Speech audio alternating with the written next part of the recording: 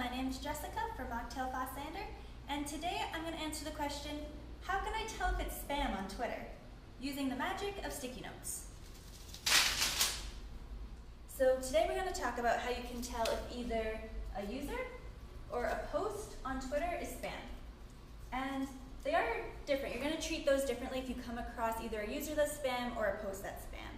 Either way, if it's a user, never follow a spam user, and if it's a post, never click on a link that you suspect is spam. So the first way to detect spam we're going to talk about is something that occurs fairly frequently on Twitter, and that is direct messaging phishing tweets.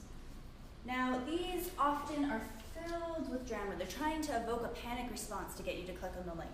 It'll be something like, oh my goodness, have you seen this picture of you? Or did you see what she wrote about you in this blog? And then it'll be followed by a link. If you click on that link, they'll take advantage of your account. Now, this can also be done in public tweets. And more than something directed at an individual, in a public tweet, it'll sound more like an ad. Something to the effect of like, this is how I lost 20 pounds in 12 days. You can normally identify when something sounds a little off like that and never click on a link that you suspect is spam. But just because you see a post like this doesn't mean the person who sent it is a spammer.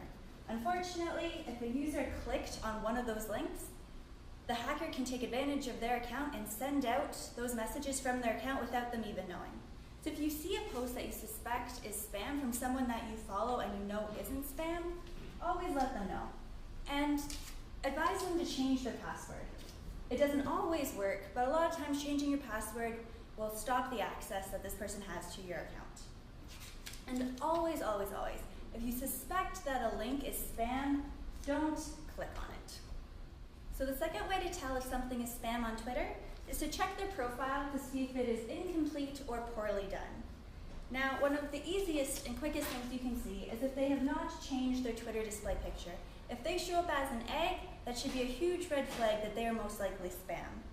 Another thing that you can check is if they've changed their background or if they've changed a link color.